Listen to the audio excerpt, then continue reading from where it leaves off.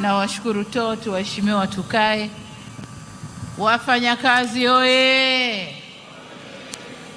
Na washukuru Mheshimiwa Dr. Philip Mpango, Makamu wa Rais wa Jamhuri ya Muungano wa Tanzania, Mheshimiwa Kassim Majaliwa, Waziri Mkuu wa Jamhuri ya Muungano wa Tanzania, Mheshimiwa Doto Biteko, Naibu Waziri Mkuu na Waziri wa Nishati, Mheshimiwa Dr. Tulia Ackson, Spika wa Bunge la Jamhuri ya Muungano wa Tanzania na Rais wa Umoja wa Mabunge Duniani.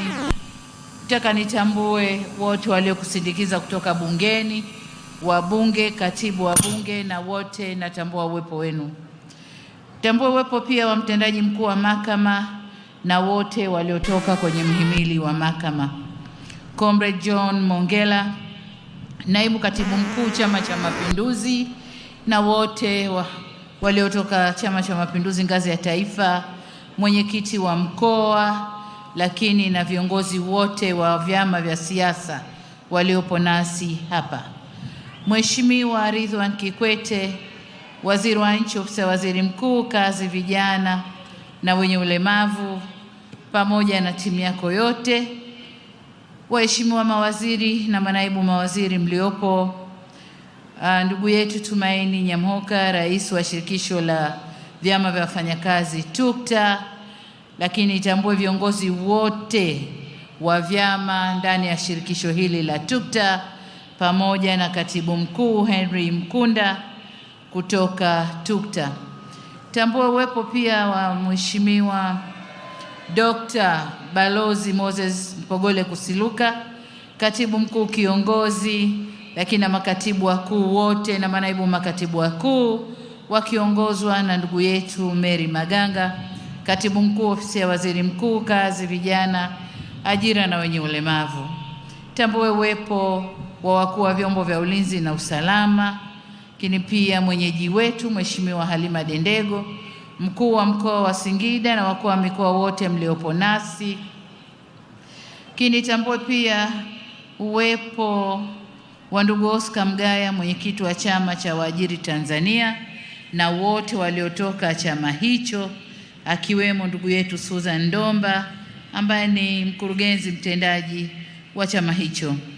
Ndugu Caroline Mugala, mkurugenzi wa Shirika la Kazi Duniani, Ofisi za Afrika Mashariki, tunakushukuru sana kwa kuwepo nasi hapa leo.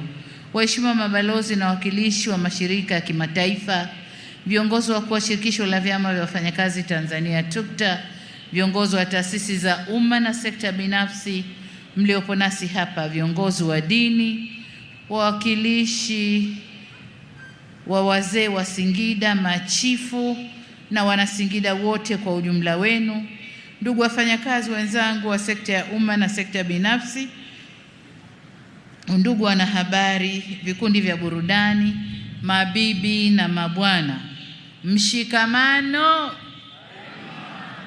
Wafanyakazi sijawasikia, mmejificha na miamvuli. Mshikamano. Nimeona kidogo miamvuli imetikisika. Asanteni sana. Jamhuri ya Muungano wa Tanzania. Ndugu wafanyakazi, niungane na walionitangulia kumshukuru Mungu kwa kutufikisha mkoani Singida salama, na kwa wasafiri wenzangu kutoka nje ya mkoa, poleni kwa safari. Tunawashukuru TUCTA kwa kuendelea kutualika serikali kushiriki nao kwenye maadhimisho haya ya siku ya kitaifa ya wafanyakazi duniani. Hakika mialiko hii inakuza ushirikiano baina ya waajiri, waajiriwa na serikali. Na leo kama mnavyoona, serikali yote tuko hapa kuwaunga mkono wafanyakazi. Nina wingi wa shukrani kwa taasisi zote zilizoshiriki katika kuandaa, kufadhili na kuhakikisha shughuli hii inafanikiwa kwa kiasi kikubwa hivi tunavyoiona.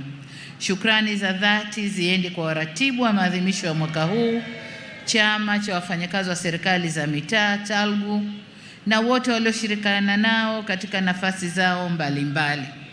Na washukuru wafanyakazi wote wa sekta ya umma na sekta binafsi kwa kujitoa na kushiriki kwa wingi hivi katika sherehe hizi. Hakika leo ni siku yenu. Kwa Waziri Mkuu wa Jamhuri ya Muungano wa Tanzania, shukrani nyingi kwako kwa miongozo yako na kuisimamia wizara. Natambua bila usimamizi mzuri wa wizara chini ya Mheshimiwa Waziri Ridhiwani Kikwete, hakika bashasha na vifijo tunavyoviona hapa leo visingekuwepo.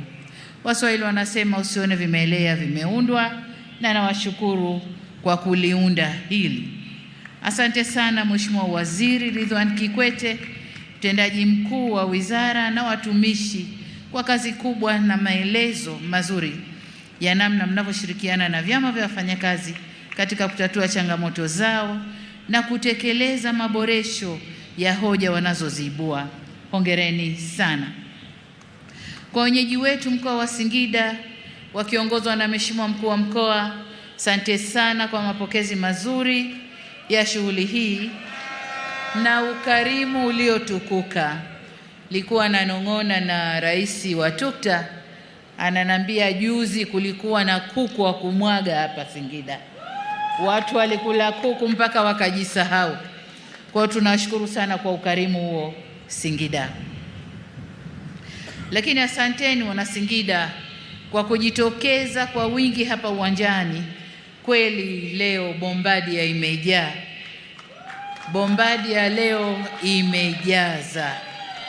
Waswahili husema shughuli ni watu, na kweli Singida watu wamejitokeza haswa.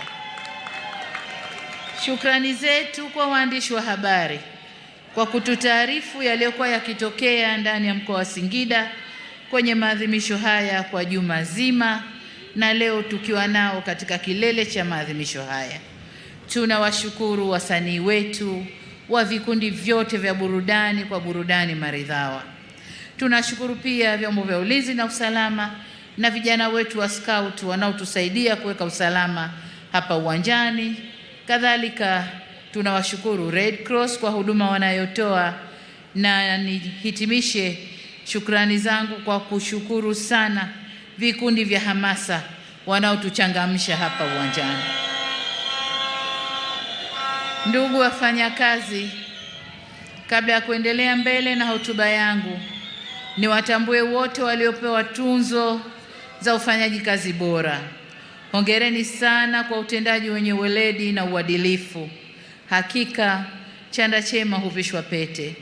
Ni imani yangu kwamba kwa tunzo hizi mlizozipata mtazidisha bidii na maarifa zaidi katika kazi zenu. Lakini pia kwa wale ambao hawakupata tunzo leo, hongereni sana kwa mchango wenu wa kuiletea nchi yetu maendeleo na kukuza uchumi wa taifa letu. Niwapongeze wana michezo, na kwa umahususi kabisa Wizara ya Mambo ya Ndani. Leo wamekumba zawadi nyingi sana. Kwa hiyo nawapongeza wana michezo wote.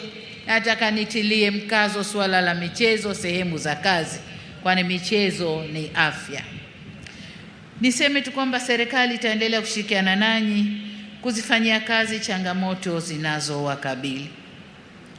Nimesikiliza kwa makini risala yenu wafanyakazi iliyosomwa na Katibu Mkuu TUCTA. Tofauti na miaka ya nyuma, mwaka huu pamoja na kuainisha maeneo ya maboresho na kutoa mapendekezo, nimefarijika kusikia risala yenu ikipongeza na kuwa na wingi wa shukrani kwa serikali. Hii inatokana na kwamba vyama vya wafanyakazi vimekuwa vikiwasilisha hoja, ushauri na mikakati ya kukabiliana na changamoto zenu kwa weledi serikalini, lakini hata kwa waajiri. Mmekuwa mkifanya mazungumzo ya utatu kwa maelewano makubwa, na kwa hakika mmedhihirisha ukomavu na kuimarisha mashirikiano na waajiri wenu pamoja na serikali. Mheshimiwa Rais, hongera sana. Hatimaye ni yale ambayo yametajwa hapa kwenye risala ya Katibu Mkuu TUCTA, lakini waziri ameagusia, Caroline wa ILO ameagusia yote yale mafanikio. Mrisho Mpoto ameyasema vyema. Yote yale ni kwa sababu tulikuwa na ushirikiano mkubwa na mshikamano mkubwa. Nimesikiliza risala kama nilivyosema, pamoja na ile ya ILO, ikitaja mambo na changamoto ambazo serikali imefanyia kazi na kutatua shida zilizokuwa zinawakabili. Mmeyasema vile vile yale ambayo bado hayajakamilishwa ama bado hayajaangaliwa kwa umuhimu wake. Niwahakikishie kuwa hatutayapuuza na hatutapunguza utashi wa kisiasa kwenye kuyashughulikia. Ndugu wafanyakazi, risala yenu imegusia suala la uhuru wa kuunda vyama au na kusajili vyama vya wafanyakazi. Kama mnavyofahamu, serikali imeridhia mkataba wa Shirika la Kazi Duniani namba 87 wa mwaka 1948 na tunawajibika kuheshimu matakwa ya mkataba huo ya uhuru wa wafanyakazi kujumuika. Kwa kulitambua hili, serikali kupitia sheria ya ajira na uhusiano kazini sura 336 haijaweka masharti yanayozuia usajili wa chama katika maeneo na sekta ambazo tayari kuna vyama vimesajiliwa. Lakini hapa nataka nitoe rai kwa vyama vya wafanyakazi kuendelea kutoa huduma na kusimamia kikamilifu maslahi ya wanachama wenu ili kuwaepusha na ushawishi wa namna yoyote ile unaoweza kuwasababishia kujitoa kwenye vyama vyao na kuunda vyama vingine, kwani umoja ni nguvu na utengano ni udhaifu. Lakini mkataba ule na sheria ya serikali tunasema uundwaji wa vyama vya wafanyakazi hautaingiliwa na chombo chochote, iwe sekta binafsi au serikali, watajiunda kwa hiari. Kwa nizungumze na wale ambao wanashawishi sehemu za kazi uundwaji wa vyama vingine vya wafanyakazi pale kwenye vyama vya wafanyakazi, hebu liangaliwe vizuri. Rais, naomba ulisimamie hilo pamoja na kamati yako, lisimamieni hilo. Ndugu zangu, kuhusu makato ya kodi kwenye posho mbalimbali, kama ilivyoelezwa, serikali itakaa na taasisi husika na kufanya uchambuzi na tathmini ya kodi hizo. Ndugu wafanyakazi, mapungufu mlioyabainisha kwenye utekelezaji wa mikataba ya ajira hasa kwenye sekta binafsi, niseme kuwa serikali imepokea ushauri wa TUTA kuhusu kusimamia kwa karibu ajira za muda mfupi ili kuhakikisha zinazingatia viwango vya ajira zenye staha. Hivyo ninaagiza wizara zinazohusika ziendelee kusimamia kamilifu eneo hili ili wafanyakazi na serikali tuendelee kunufaika na utekelezaji wa mikataba hiyo. Pamoja na hayo, sina budi kusema kuwa ni muhimu tukafahamu kuwa ajira za mikataba mifupi haziepukiki katika mawanda ya kazi. Aidha, kwa mujibu wa sheria, wafanyakazi walioajiriwa katika masharti yoyote yale wanastahiki haki zao zote za ajira, wawe mikataba mirefu, wawe mikataba mifupi. La maana ni stahiki zao kupatikana kama zilivyo. Mmegusia swala la bima ya afya, na hapa nataka niseme kuwa sheria ya bima ya afya kwa wote sura 161 ilitungwa na kuanza kutekelezwa mwezi Agosti mwaka jana 2024 kwa baadhi ya vifungu. Ili kuwezesha utekelezaji wa sheria hii kikamilifu, serikali inaendelea kushirikisha wadau na makundi mbalimbali ya wananchi, kufanya utambuzi wa kaya zisizo na uwezo, kuboresha mifumo ya utoaji wa huduma na kuandaa vitita vya mafao vitakavyokuwa na gharama nafuu kwa wananchi wote. Kwa wakati huu, serikali inawasihi wastaafu katika sekta binafsi kujiunga na huduma za bima ya afya kupitia vifurushi vinavyotolewa na Mfuko wa Taifa wa Bima ya Afya NHIF na Mfuko wa Afya ya Jamii CHF, wakati wakisubiri kukamilika kwa taarifa za utoaji wa bima ya afya kwa wote.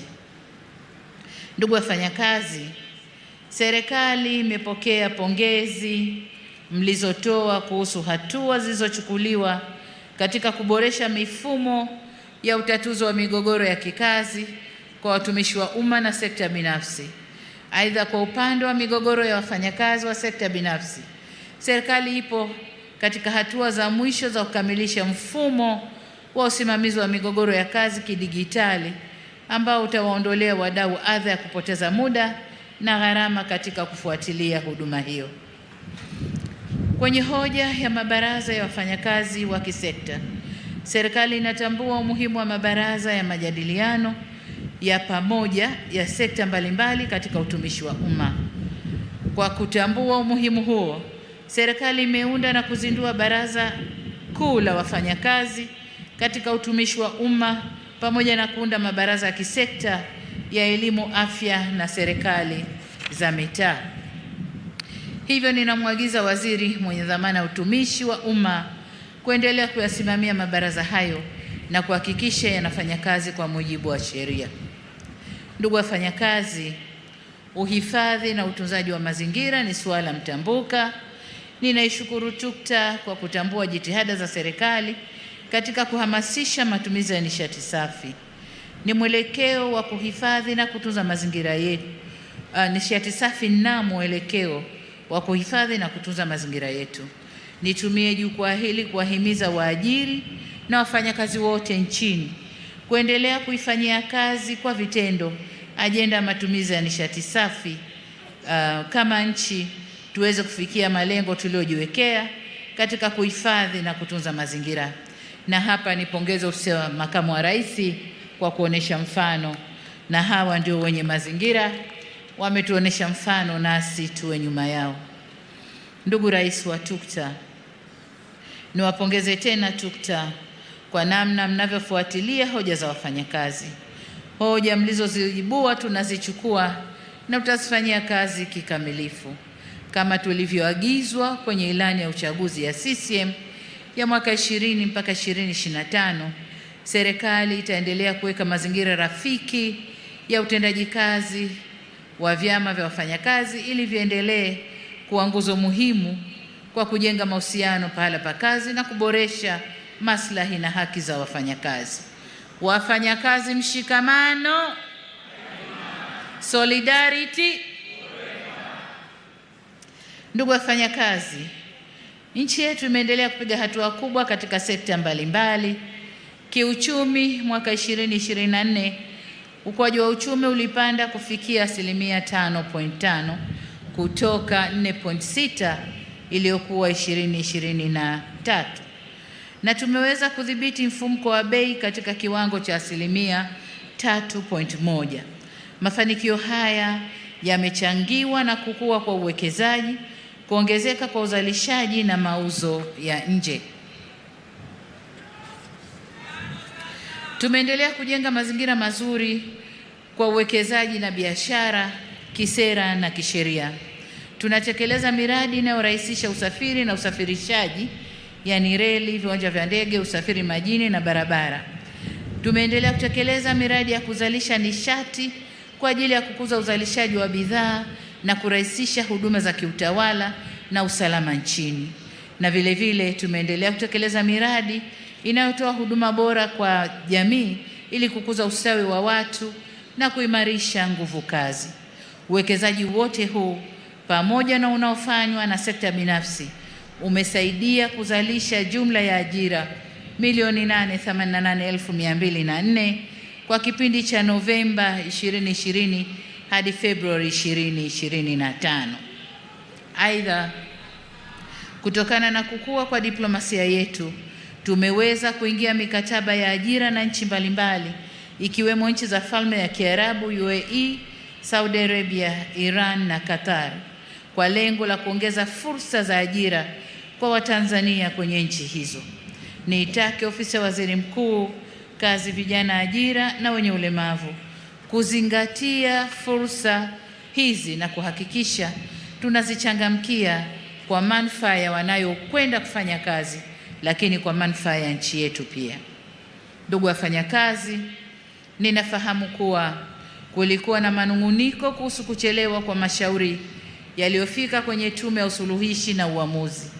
Ili kuleta ufanisi, serikali imeandaa mfumo wa kielektroniki ECMS unaolenga kuimarisha shughuli za Tume ya Usuluhishi na Uamuzi inayohusika na migogoro ya kikazi kwa njia ya kidigitali. Mfumo huo utarahisisha usimamizi na uendeshaji wa mashauri kwa kupunguza muda na gharama na kusaidia kutatua migogoro ya wafanyakazi kwa haraka. Ndugu zangu, nimefurahishwa sana na kauli mbiu mlioichagua. Hakika inaendana na wakati tulionao.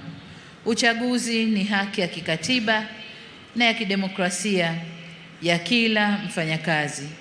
Hivyo kama kauli mbiu yenu inavyosema, uchaguzi mkuu 2025 utuletee viongozi wanaojali haki na maslahi ya wafanyakazi na sote tushiriki, ambayo haipishani sana na ile ya kitaifa, ila ya kwetu imeongeza uchaguzi, ile ya kitaifa inahamasisha kuangalia maslahi ya wafanyakazi. Kwa mnasaba huu, niwaombe mjitokeze kwa wingi ili kuchagua viongozi walio bora, waweze kulinda na kutetea maslahi yenu. Tayari awamu ya pili ya zoezi la kuboresha daftari la wapiga kura imeshaanza. Hivyo wale ambao hawajajiandikisha au kuboresha taarifa zao awamu ya kwanza, niwaombe mjitokeze kwa wingi kujiandikisha ili tusije kupoteza haki ya kikatiba ya kupiga kura. Ndugu wafanyakazi, kabla sijahitimisha hotuba yangu, nitumie fursa hii kutoa msisitizo kwenu TUCTA, ATE na wafanyakazi kwa ujumla katika mambo yafuatayo. Mosi, TUCTA ni wasihi muweke utaratibu wa kutatua migogoro baina ya vyama vilivyopo ndani ya shirikisho, kwa kuwa migogoro hiyo haileti afya si tu kwa wanachama wenu bali pia kwa serikali, kwa kuwa inapunguza tija na uzalishaji na hivyo kuwa na athari za moja kwa moja kwenye uchumi wa nchi. Kati ya sababu za migogoro hiyo ni kutokuwa na uwazi katika mapato na matumizi ya fedha za michango ya ada za wanachama. Naomba mkaliangalie vyema. Nachotamani kuona ni TUCTA inayochangia kuongeza tija na ufanisi katika kazi, hali itakayochagiza maendeleo zaidi nchini kwetu. Aidha, niwatake muendelee kutetea haki za wafanyakazi wote nchini, wakiwemo ofisi za TUCTA, wafanyakazi wenu wenyewe ambao wana madai mbalimbali ya stahiki zao. Vile vile mwakumbushe wafanyakazi wajibu wao katika sehemu zao za ajira na kwa nchi yao pia. La pili ni kwenu ATE, nanyi niwasihi muendelee kuwajengea uelewa wanachama wenu kuhusu matakwa ya kisheria, hususan takwa la uhuru wa kujumuika na majadiliano ya pamoja mahali pa kazi. Tutakaporuhusu majadiliano haya, si tu yatasaidia kuboresha maslahi ya wafanyakazi, bali pia yatasaidia kuongeza tija katika uzalishaji na hivyo kuchangia maendeleo ya taifa letu. La tatu, kama mnavyofahamu, dunia imepata mtikisiko wa kiuchumi kutokana na kubadilika kwa mwelekeo wa kisiasa za kanda ambao pia umeleta mabadiliko kwenye sera za kifedha. Mtikisiko huo umeleta kupungua kwa misaada ya maendeleo kutoka kwa wabia tuliowazoea. Hali hii inatulazimu tuongeze ukusanyaji wa mapato yetu ya ndani na tubane matumizi ili tuweze kutekeleza majukumu yetu ya msingi ya ujenzi wa nchi na utoaji wa huduma za kijamii. Huu ni wakati ambao wafanyakazi, waajiri na serikali tunapaswa tushikamane katika vita hii ya kiuchumi ili tusiumbishe nchi yetu. Ndugu wafanyakazi, mapema katika hotuba yangu niliwapongeza kwa kuchangia kukua kwa uchumi. Mwezi Mei 2024 mwaka jana, wakati tukiadhimisha siku ya wafanyakazi, serikali ilieleza ugumu wa uchumi ulivyokuwa kwa wakati ule na kuwasihi tusiongeze gharama kwa serikali kwa kuongeza mishahara, bali tuliendelea na upandishaji wa madaraja na kutoa maslahi mengine ya wafanyakazi. Sasa kwa mapenzi makubwa na kwa namna mlivyoiunga mkono serikali tulipowaomba mfunge mkanda na mkaamua kujituma na kufanya kazi kwa bidii na kufanya uchumi wetu ukue kwa 5.5% mwaka huu, kwa kuwa mcheza kwao hutunzwa.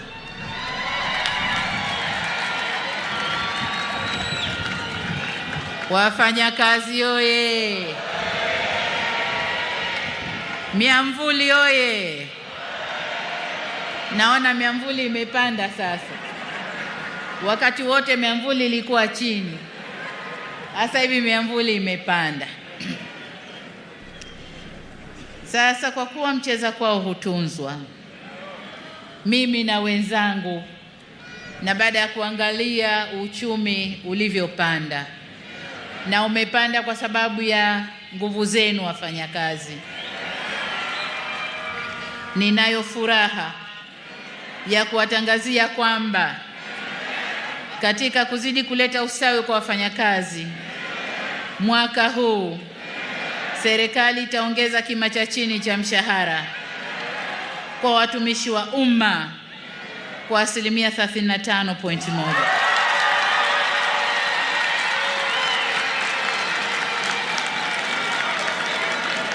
Wafanyakazi oye! Mshikamano, solidarity. Aya, tusikilize. Nyongeza hii itakayoanza kutumika mwezi Julai mwaka huu itaongeza kima cha chini cha mshahara kutoka shilingi 370,000 hadi shilingi 500,000.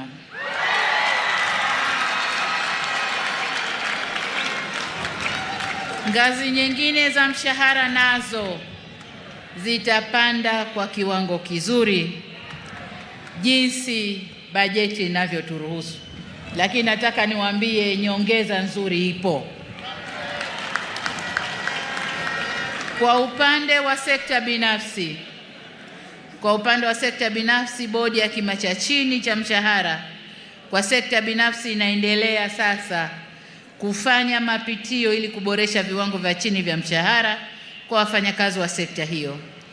Pamoja na kazi inayofanywa na bodi hiyo, naendelea kuvihimiza wizara na vyama vya wafanyakazi kufanya majadiliano na waajiri ili kutekeleza mikataba ya hali bora ya wafanyakazi katika sekta binafsi, waendane sambamba na wenzao wa sekta ya umma.